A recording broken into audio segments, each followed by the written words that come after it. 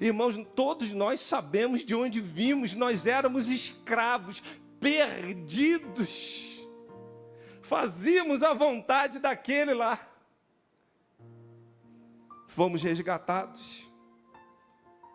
Agora, na multidão da nossa ignorância, de desobedientes, de pecadores, o fato é que ninguém merece graça, ninguém merece perdão, ninguém merece.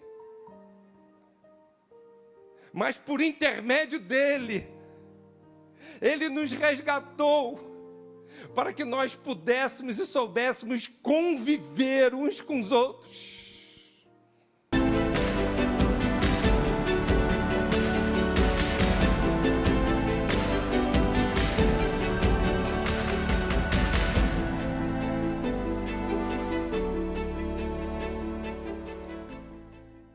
Atos, capítulo 10, versos 34 ao verso de número 36. Deus nos molda nas nossas convivências. Atos 4, de 34 a 36. E abrindo Pedro a boca, disse: reconheço por verdade que Deus não faz acepção de pessoas, mas que lhe é agradável que em qualquer nação o teme e o faz o que é justo. A palavra que ele enviou aos filhos de Israel, anunciando a paz por Cristo Jesus. Este é o Senhor de todos. Deus não faz acepção. Ele faz o que lhe é agradável, em qualquer nação. Até porque a palavra que ele enviou aos filhos de Israel, ele tem anunciado a paz por Jesus. Porque Jesus, ele há de ser Senhor de todos. Haverá um grande dia, que todo joelho se dobrará, e toda língua confessará: Senhor. Hoje, isso ainda não é uma realidade, mas haverá um dia que isso será declarado. Vamos falar com Deus? Deus, fale conosco por intermédio da Tua palavra e capacita-nos a sairmos daqui melhores pelo Teu Espírito Santo. Tua palavra sempre faz o que te agrada. Mais uma vez, clamamos, fale com a Tua igreja em nome de Jesus. Amém.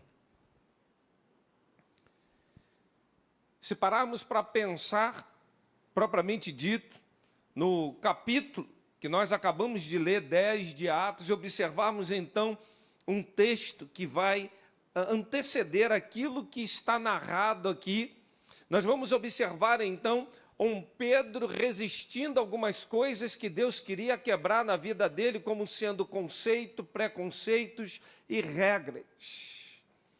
Na verdade, o apóstolo, ele começa a ter então uma visão, vem animais, e para o judeu não podia comer aqueles animais ali considerados impuros, e na visão estava escrito lá, mata, come, e ele fala, não, Senhor, de modo nenhum, isso é impuro, eu não quero tocar nisso, eu não posso fazer isso. E aí Deus fala para ele, não considere impuro aquilo que eu santifiquei, aquilo que eu consagrei, aquilo que eu estou ordenando. Um momento de conflito, porque nós crescemos com ideologias, nós crescemos com uma criação, com uma forma religiosa, e lá na frente, quando a gente se depara com algo que confronta com isso, a nossa tendência é sempre desacreditar, e era o que estava acontecendo com Pedro. Na visão dos animais, ele não estava compreendendo o que Deus estava mostrando a ele, e Deus começa a quebrar uma barreira, algo que precisava ser transportado do seu coração, uma visão precisava ser aberta, ele precisava compreender desígnios maiores, propostas celestiais, e que era o próprio Deus que estava comunicando essa verdade a ele. Pastor Pedro, coisa difícil. Se eu tenho um dogma dentro de mim, e Deus quer quebrar esse dogma, e eu falo assim para Deus, Deus, não vou fazer não. Eu não vou porque eu aprendi assim. Olha só, pastor João. Deus está falando, sou eu que estou mandando. Imagina ser um outro pastor, Renan, falando isso. Pastor é um herege. Não é possível. O pastor está com uma teologia estranha, é fogo estranho no altar, mas partiu do próprio Deus indicando isso para Pedro. E Pedro está sendo quebrado pela visão dos animais. Agora o desafio, e a gente entra mais no texto, ele ir para a casa de um curtidor, um gentio. Aliás, ali era peles de animais, era considerado um lugar impuro. Depois da visão, agora ele tem que conviver, estar na casa de alguém, primeiro que era gentio e judeu, era Corinthians e Palmeiras, para não citar o Rio de Janeiro. O Rio de Janeiro, acho que ficou sem parâmetro para a gente falar assim essas coisas. Sei o que está acontecendo com o nosso futebol carioca. Mas é aquela mesma coisa de falar assim, água e vinho, água e óleo, vocês lá e eu cá. A gente não mistura. A gente se dá bem, vocês aí, a gente daqui. Até para ter amizade, não frequentava judeu e gentio. Agora ele vai na casa de um desses e que ainda era considerado impuro. Irmãos, olha que coisa. E Pedro fica olhando para aquilo ali, tentando entender propósitos, desígnios divinos. E aí a gente começa a perceber que Pedro, na lei judaica, não podia se associar nem mesmo visitar, mas Deus mostra que não deveria chamar de impuro e de imundo homem algum. Antes era com os animais, agora Deus está falando, não considere nada impuro, nada ruim de homem algum, porque na cabeça de Pedro, o gentio era um impuro, um desclassificado, alguém que não teria parte e herança nenhuma com ele no que diz respeito às coisas espirituais. E quando Pedro se depara com essa realidade, a gente vai verificando então que Deus está quebrando as barreiras que lá atrás tinham sido postas. Quando a gente começa a perceber que Deus vai erguendo povo, nação, a gente olha lá para a vida de Abraão. Abraão não tinha nada a ver com o povo de Deus, irmãos. E Deus chama aquele povinho, podia ter chamado tantos outros. Fala, não, é esse aqui, é esse povo que a partir de agora vai ser chamado do meu povo. Vou andar com eles. E o povo erra. E o povo começa a flertar com outras coisas. E o povo começa a perder propósito. E Deus começa a botar assim um regramento para isolar esse povo, para que esse povo pudesse ter um comportamento diferente de todos os povos, de todas as nações. Se você parar para observar aquilo que eu falei pela manhã, Deus sempre esteve preparando para si um povo seu, especial, zeloso e de boas obras. Se tivermos os mesmos comportamentos, se tivermos a mesma vestimenta, se tivermos o mesmo palavreado, se andarmos com tudo como o mundo aí fora está andando, que diferença teremos? Não há como ter diferença alguma. E Deus fala, não, não, preserva, tira. Agora os critérios de julgamento divino são interessantes. Principalmente no Brasil, a gente quer sempre dar aquela coisa chamada jeitinho. Quando estamos diante de um fato que a gente não gosta, a gente fala, não, peraí. Vamos dar um jeitinho para consertar isso. Pedro não teve jeitinho nenhum na visão, nem na casa de Simão, o curtidor que ele teve que ficar lá. Não tem, ou Pedro ou vai ou não vai. Ou entra ou não entra. Não tem jeitinho. Quando a gente está diante de um julgamento divino, a gente começa a observar que Deus não faz acepção de pessoas. E Paulo escreve à igreja de Roma, narrando isso de um julgamento que teria, fala, verdadeiramente Deus não faz acepção de pessoas. Deus não consegue olhar para o branco, para o preto, para o amarelo, para o azul, para o moreno, e falar, você é mais importante, menos importante. Deus não vai fazer acepção de coisa alguma. Mas a gente trata da nossa forma, essas questões espirituais, a gente não consegue conceber isso pelos conceitos e preconceitos que temos. E é o momento que a gente olha uma coisa que incomoda a gente, o que a gente quer fazer? Dar um jeitinho. No julgamento divino não tem imunidade parlamentar.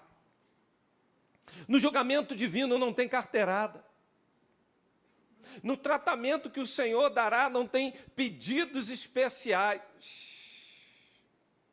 Em tudo quanto Deus vai fazer conosco, no momento que Deus falar, eu santifico, todo mundo é a mesma coisa, não adianta querer moldar, burlar, fazer chantagem, suborno. Deus não aceita isso. Não inclui critérios de recompensa.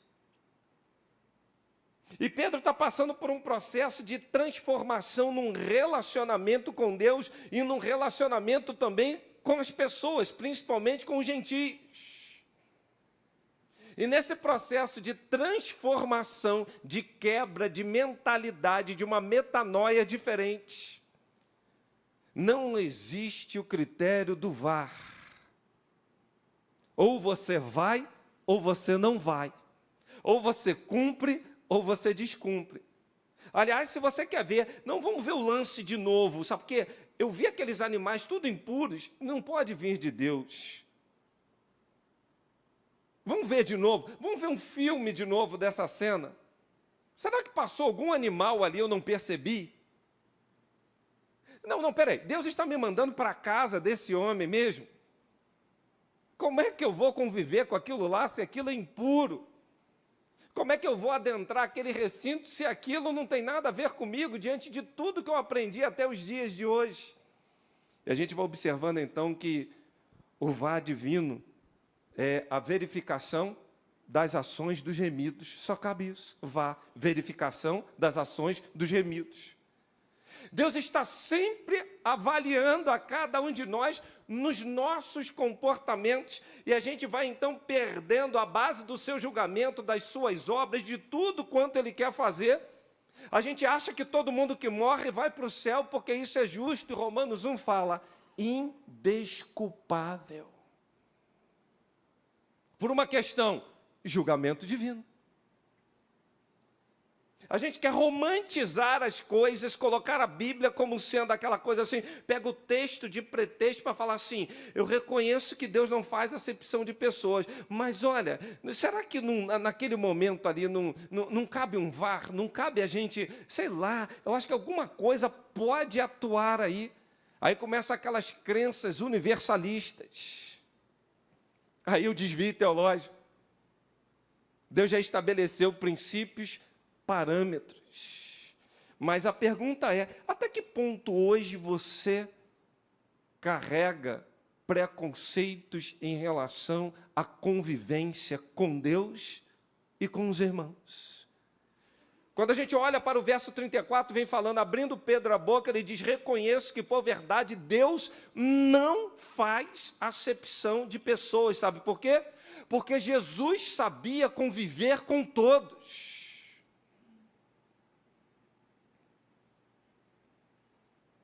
Você sabe conviver com todos? A gente olha para aqueles fariseus, ô raça. Meus irmãos, eles eram terríveis. Eles criaram uma Torá oral. Eles pegaram a lei, criaram uma Torá oral, e essa Torá oral prevalecia sobre a lei, sobre a palavra de Deus, e queriam impor isso. A gente vai olhar pela lei, estava dizendo assim, honra o teu pai e a tua mãe. Aí vem o fariseu, na Torá oral. Mas se for o Corban, se você for fazer isso, de tal forma que você vai usar esse recurso que daria ao pai, para estar honrando um pai, mas para Deus, aí está justificado. Isso não tem fundamento bíblico. O Corban dizia isso. O que era isso? Fundamentos de homens. Regra farisaica. Jesus convivia com essa turma que, na verdade, começava a não estar preocupada com o coração, como eu falei pela manhã. Eles estabeleciam preceitos externos, lave a mão, purifica aqui, e achava que isso era sinônimo de santidade. Quando Deus estava falando, não, a santificação é lá de dentro, é do interior. Eles colocavam a tradição acima da lei. E foi para isso que Jesus veio, para quebrar isso aí. Tanta gente tradicionalista que quer botar a tradição acima da palavra de Deus, do próprio Deus e dos relacionamentos com as pessoas. Comportamento farisaico.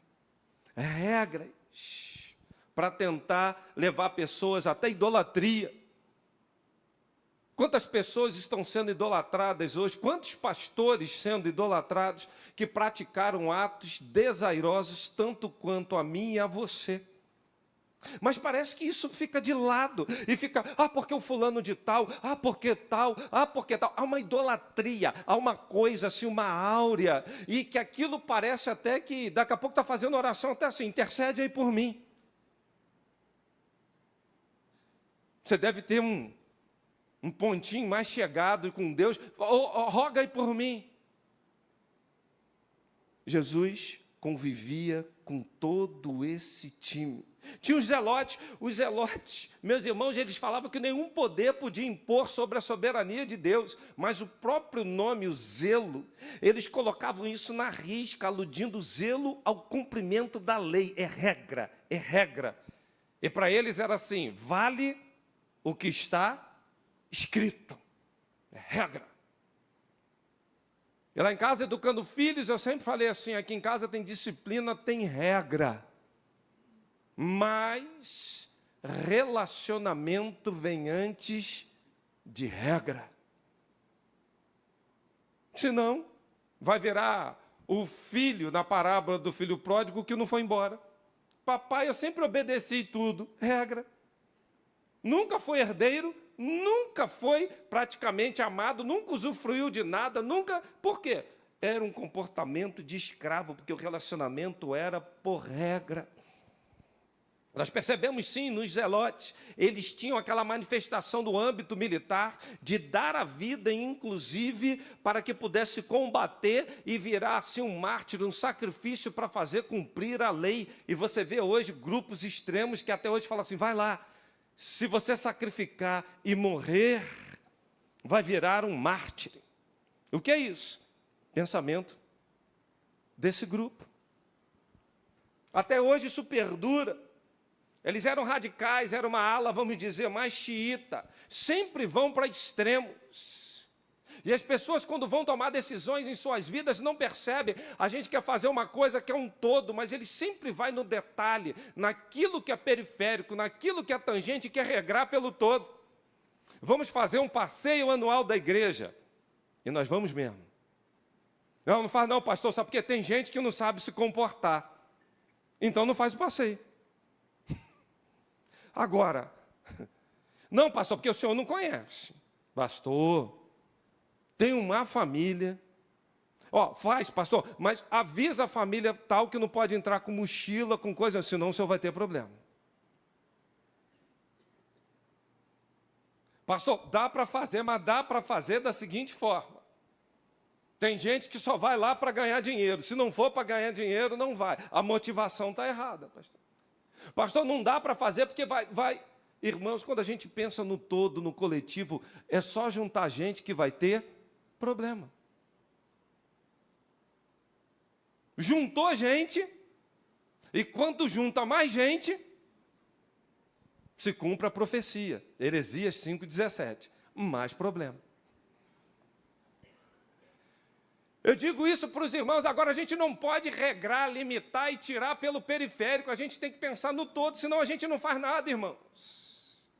Mas há uma ala xiita de extrema, que fica sempre assim, olha, cuidado, hein? Fica assim, irmãos, nós estamos atentos, os riscos são enormes. Mas o pensamento é sempre lá no periférico, vai lá no aquele cantinho, o que é isso? O zelote é um zelo enorme, excessivo. Ele sai da visão do todo, do coletivo, daquilo que poderia gerar comunhão. Um dia, no nosso sítio, com uma confraternização, fazendo uma coisa maravilhosa, a comunhão ali gerada, vai sobrepor, irmão, qualquer desvio teológico, comportamental e experimental que possa haver ali. Se tiver, a gente vai agir incisivamente. O que nós precisamos entender num processo como esse é que Jesus convivia com essas pessoas. A gente olha para a vida dos saduceus, ricos, aristocratas. Eles eram pessoas da mais alta sociedade, membros das famílias sacerdotais. Era uma casta que mandava. Tinha um poder. Reunia, tomava decisões, que coisa impressionante. E em meio a isso, irmãos, podem continuar olhando para esse pastor, porque toda iluminação aqui está tudo combinado com a técnica lá do que nós faríamos hoje. Prestem atenção no sermão. Pode estar certo, está tudo combinado ali. Era um momento de reflexão para os irmãos. Os saduceus, eles viviam de uma forma que se opunha aos fariseus, eles não acreditavam nem em vida após morte. Aliás, eles não queriam e não podiam em nenhum momento compartilhar nem falar de experiências escatológicas. Mandavam, decidiam. Não eram muito bem vistos pelo povo, não. Não eram, não. Mas tinham poder, tinham influência. Eles queriam tomar decisão e queriam, através do governo, isso, pode estabilizar a luz aí para a gente. Agora deu. Eles já entenderam a igreja. É para ver quem está dormindo, quem está bem. Vocês vão ver que agora vai dar certo. Pronto. Eles queriam controlar toda a vida religiosa, apontando para onde tem que ir, e todo o governo. Jesus se dava bem. Jesus se dava bem com os essênios. E recentemente descoberto aí os manuscritos de Qumran, uma sociedade que tinha uma vida mais casta, reclusa, e se opunham a andar com coisas, né? Tem uma coisa, outro dia eu vi um vídeo, me mandaram, do crente ostentação. Aí eu mandei hoje no grupo da equipe pastoral o kit do fracasso. E no kit do fracasso tem um tipo de aparelho celular, tem um tipo de boné, tem um tipo de camiseta, tem um tipo de... né, tem tudo ali. Aí você vai olhando assim, está sempre por baixo. Está sempre dando problema. Os essênios acreditavam o seguinte: santidade, a gente não pode ter bens materiais. Eu fico pensando assim, então tira Jó da Bíblia. Camarada mais rico, temente, cuidadoso dos filhos. Que camarada formidável, elogiado pelo próprio Deus, riquíssimo. Quando é que riqueza é incompatível com uma vida de santidade com Deus, irmãos? Nunca foi. Você pode ter as riquezas que não podem te ter. Mas eles queriam viver aquela coisa assim, para a gente se santificar, vão viver essa vida excluído de toda... para não contaminar, vão ficar quietinhos aqui. Eles viviam um eterno retiro espiritual. Jesus convivia com todos esses grupos, sabe por quê? Porque Jesus nunca fez acepção de pessoas. E olha que ele batia doído, hein? Chamava de hipócritas. Vocês já pararam para pensar? Vamos fazer aqui uma assembleia administrativa. Aí levanta um grupo aqui na esquerda, mais xiita, radical, fala: pastor, nós precisamos... Eu ergo minha voz no microfone e falo: hipócritas. Hipócritas. No dia seguinte, até uma comissão falou: pastor, o senhor extrapolou. Não devia ter falado. Tudo bem, pastor, não podia ter mais carinho com esse grupo. Eles são complicados, mas o senhor podia ter... Faltou amor, pastor. Mandar-se hipócrita, foi o que Jesus fez. Foi o que Jesus fez. Agora me chama a atenção, por que ele não fazia acepção de pessoas? Porque ele tinha uma liga que atraía todo esse processo e essas pessoas, apesar de não concordar com elas em inúmeros aspectos. A grande sacada da vida cristã é: você não é obrigado a concordar, você não é obrigado a aceitar ideias e pessoas que sequer sabem discutir ideias. Esse dia foi parado para falar disso, a pessoa fala e eu ouço. Eu falei assim: agora eu só quero que você... Na hora que eu vou falar, debocha, quer gritar. Eu falei: está vendo? Você não sabe conversar. Você não está disposto a ouvir. Você não quer mudar, você quer viver esse teu mundo dessa forma. Por isso, talvez, que você não entenda as coisas espirituais, porque, meu irmão, a fé vem pelo ouvir. E tem gente que não quer ouvir, não quer dialogar. É assim, eles lá e nós cá. É nós e eles. Meu irmão, isso é perverso, isso é diabólico. O Senhor nos fez para a gente conviver. No segundo momento, eu olho para o texto e percebo, sim, que a própria palavra de Deus está falando. Deus Ele enviou os filhos de Israel anunciando a paz por Cristo Jesus, e este é Senhor de todos. Se Ele é Senhor de todos, como é que eu vou ter critério para dizer o que é e o que não é? Deixa eu explicar melhor. Pastor, o que o senhor está querendo dizer? Simples. A igreja é composta de joio e de trigo. Só que Deus é Senhor de todos. Ele é Senhor de todos. O reino do céu é como se um homem semeasse uma boa semente no campo, mas quando dormiram, veio o inimigo, e quem planta o joio é o inimigo. É o que o texto fala. E aí brotou, formou espigas e veio e tal. Enfim, aí vem falando que o reino de Deus é semelhante a isso. Sabe por quê? Porque os servos do dono do campo dirigiram isso a ele e disseram: Senhor, Senhor, semeou a boa semente do campo, mas agora está cheio de joio. Um inimigo fez isso? Os servos perguntaram isso. E agora, o que faremos? É melhor que arranque? Não. Porque o tirar do joio, vocês poderiam arrancar também o trigo. Mas, pastor, eu vou ter que conviver com joio? Vai.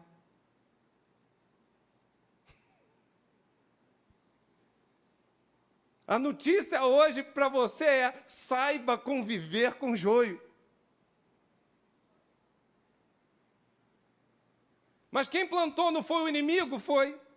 Mas quando nasce, as raízes entrelaçam. E se você arranca um, arranca outro. Eu já fiz tantos gabinetes pastorais que cirurgicamente tinha que corrigir, disciplinar e arrancar uma pessoa porque ela estava contaminando. E quando percebi, às vezes, que a esposa era uma pessoa séria, os filhos eram gente comprometidas com Deus, às vezes o ato cirúrgico tinha que ser aquele ato assim, na ponta do bisturi, doutor Renan.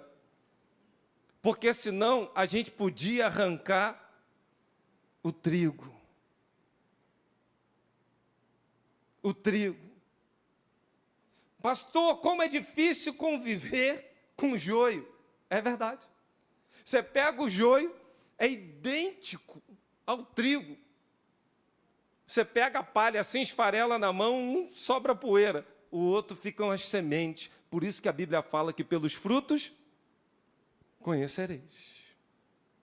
Mas como é difícil conviver com isso, é muito difícil, irmãos, mas ainda existe algo muito mais incrível com isso, sabe por quê? A gente olha para o joio e trigo, são idênticos, eles crescem juntos, os grãos que são diferentes, mas haverá um grande dia que um está destinado a poder germinar e frutificar, e o outro está destinado ao fogo. Agora, quem vai fazer isso? O próprio Deus. Infelizmente, as pessoas mais penetram nas nossas igrejas. Tem gente que tem cara, aparência, mas não é aquele famoso denorex. Parece, e fala, às vezes é uma fala mansa, irmãos. É um bailar, vem, queria te convidar para isso, para aquilo. Agora eu me transformei expert em fazer investimentos em bitcoins. Aí vai um monte de bobo junto com ele. Aí quando vê, meu irmão, fraude, pastor chama, agora viu o irmão. Outro dia, irmão, Jesus de Nazaré, outro dia veio um casal com 1 ano de casado, veio fazer um gabinete pastoral comigo, tem tempo isso, que veio falar o seguinte: pastor, nós estamos aqui para denunciar o irmão tal. Mas por quê? Ele me vendeu uma aliança que não é de ouro. Nós pagamos por ouro, mas não é de ouro. O que fazer num momento como esse? Irmãos, como é difícil conviver com esse negócio chamado joio.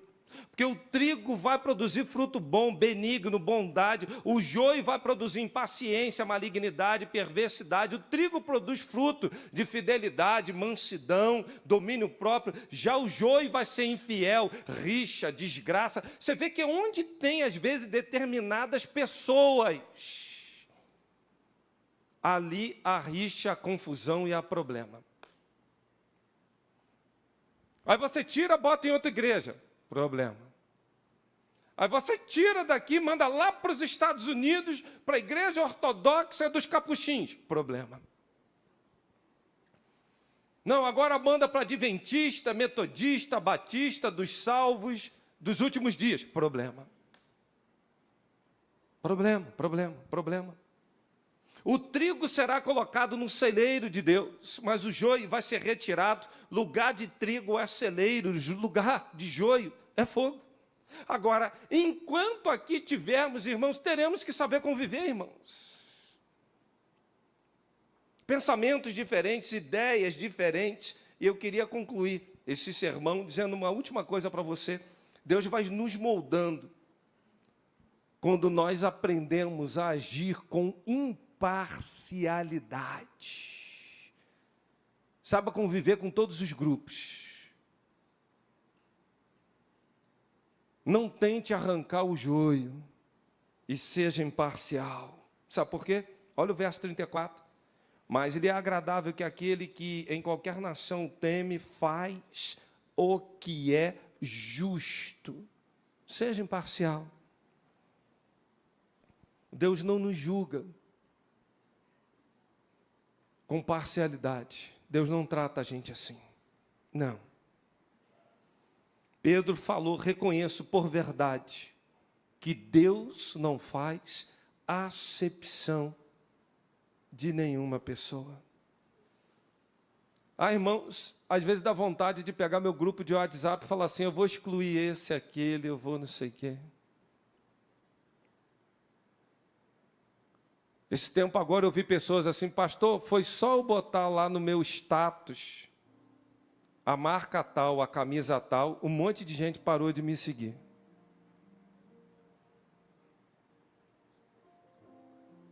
Pastor, foi só eu... Que aí, tem gente que nem me cumprimenta. Eu fui para um debate numa rádio falando disso, e me surpreendeu quando eu fui fazer uma pesquisa para o debate, eu vi uma figurinha escrito assim, se você não brigou ainda com um membro da sua família no primeiro turno, aguarde que vem um segundo turno e você vai ter tempo para criar uma rixa, uma confusão, uma discórdia. É só aguardar.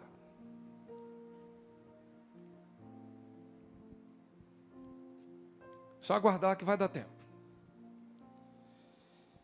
Reconheço por verdade que Deus não faz acepção de pessoas, pelo contrário, em qualquer nação. Aquele que o teme lhe é aceitável. Mas não é possível. Não é possível a pessoa dizer que teme a Deus e segue isso e vê aquilo. Olhe para a tua vida e veja o que você faz dela. Tem hora que eu olho para a minha vida e eu falo assim, Anderson, não é possível que até hoje o miserável Anderson então ainda erra nisso.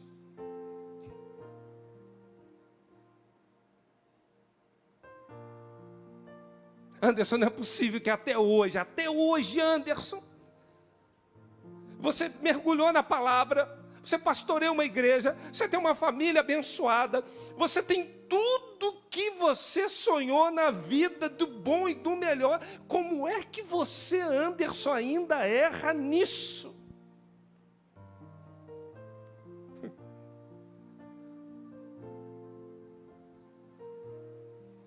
Outro dia eu estava no trânsito.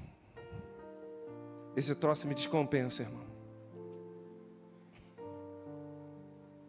Aí vem um abençoado do cão.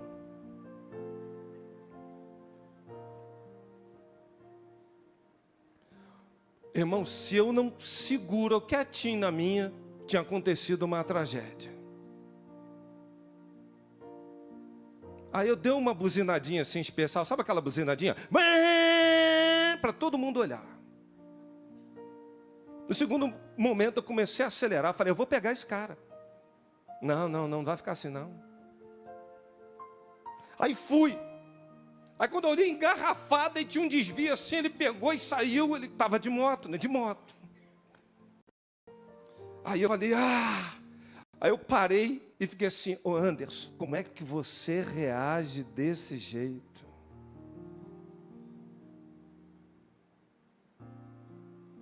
Por que você está entrando nessa pilha?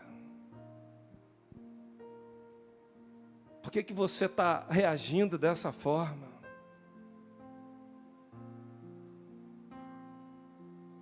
Eu contei uma derrota, mas também vou contar uma vitória. Outro dia eu estou saindo aqui para ir para a Melodia, o cara veio, meu irmão, quietinho na direita, ele saiu na pista principal, jogou, eu tive que jogar para o outro lado, quando eu vi um outro carro, irmão, quase uma tragédia, eu freiei. Aí ele se assustou, parou, sabe o que ele fez? Abaixou o vidro, eu abaixei também, ele começou a me xingar e falar coisas. Eu levantei o meu vidro e falei assim, enviado, você não vai tirar minha paz, meu sossego, minha paciência. Está aqui pertinho. O primeiro caso foi lá na Barra. O segundo foi aqui. Sim, saindo aqui pertinho ali. Por que é que a gente reage tão mal? Por que é que a gente quer julgar o outro? A gente quer falar assim, não é possível, a pessoa fala assim, ele é de Deus, mas a gente ainda está cheio de preconceitos. Porque dentro de nós ainda reina imparcialidade. Irmãos, nós somos extremamente rigorosos com o comportamento do outro. E somos extremamente flexíveis com os nossos pecados. Por isso a gente não tolera. Por isso a gente não quer conviver. Por isso que a gente fala, você lá e eu cá. Por isso a gente quer falar assim, ó, toca a tua vida. E a gente está perdendo a oportunidade de ser moldado. Todos estão debaixo da mesma régua. Todos foram colocados no mesmo plano. Irmãos, todos nós sabemos de onde vimos. Nós éramos escravos, perdidos. Fazíamos a vontade daquele lá. Fomos resgatados. Agora na multidão da nossa ignorância, de desobedientes, de pecadores, o fato é que ninguém merece graça, ninguém merece perdão, ninguém merece. Mas por intermédio dele, ele nos resgatou, para que nós pudéssemos e soubéssemos conviver uns com os outros. Eu queria te desafiar, independente da decisão hoje no país, você voltar a ser amigo daquela pessoa que você parou de falar esse tempo.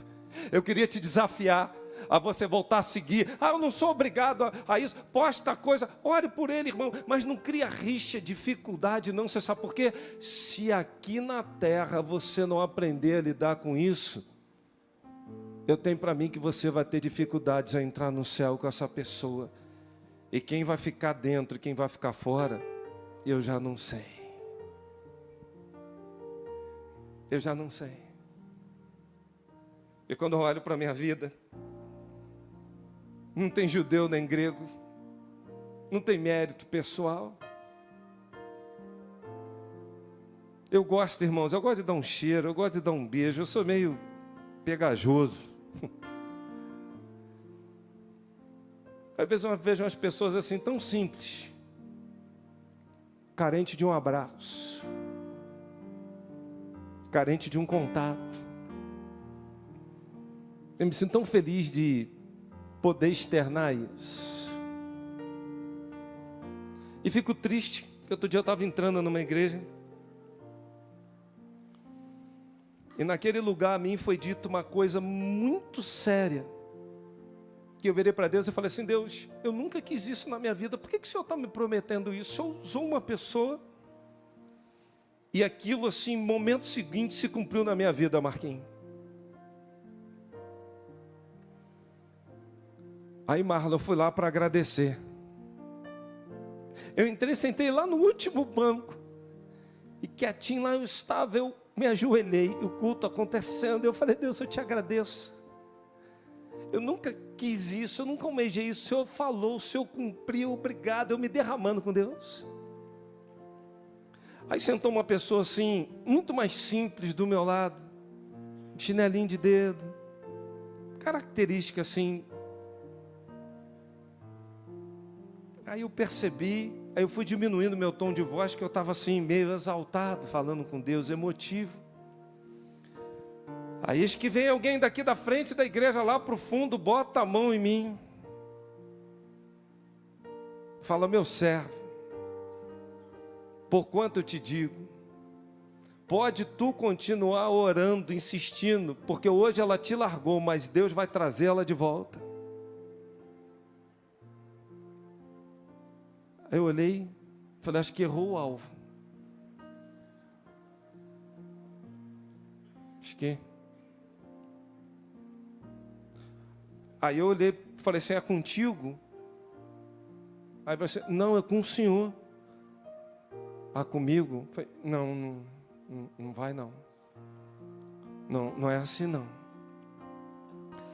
Ela me olhou num ato de choro, de desespero, e veio assim: vou. Eu podia ter abraçado uma pessoa que estava do meu lado ali, precisando tanto de uma palavra, de um conforto. Eu estava ali só por gratidão.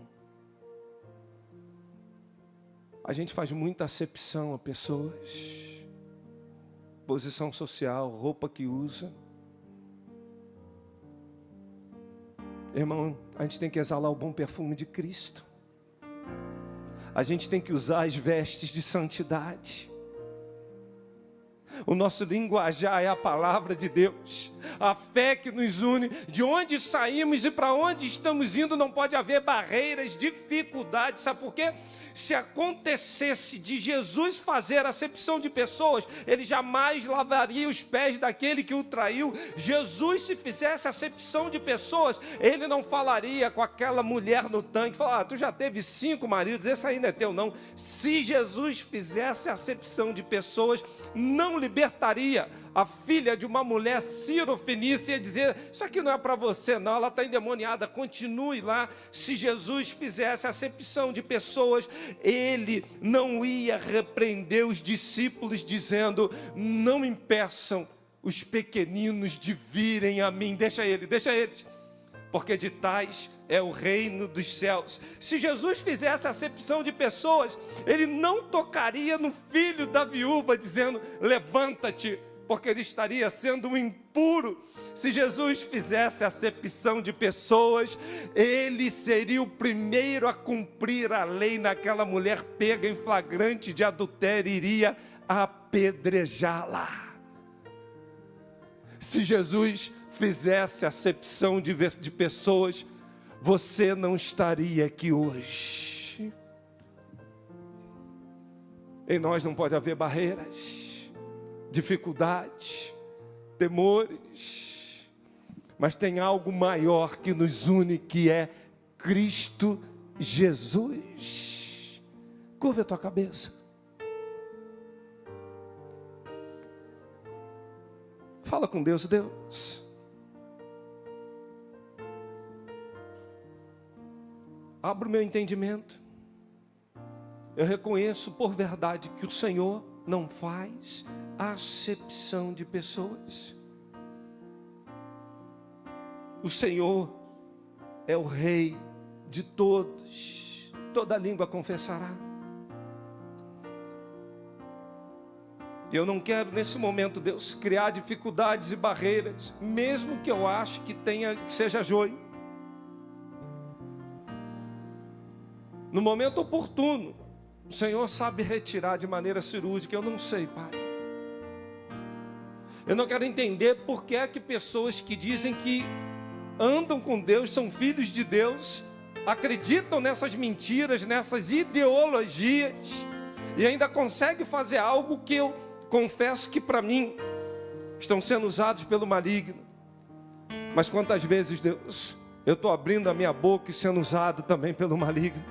Quantas vezes, Deus, o meu comportamento é um comportamento maligno. Quantas vezes, Deus, a minha postura é uma postura que te desagrada. Quebre em mim, Deus, conceitos, preconceitos, como o Senhor fez na vida de Pedro. Dá-me visão como o Senhor deu daqueles animais. Ainda que eu tenha que ir na casa de Simão, curtidor, eu quero entrar lá, com a convicção de que eu não vou sair dali, Deus, imundo. Mas cumprindo a tua palavra, eu vou para aquele lugar para santificar, para abençoar.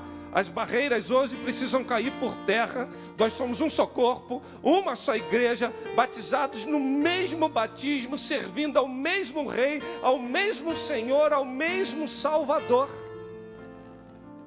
E nós vamos caminhar na mesma direção, porque tem algo muito maior que nos une. É Cristo Jesus. Eu queria que você orasse agora e falava: Deus, tira de mim preconceito. Tira de mim, Deus. Tira de mim, Pai, arranca do meu coração.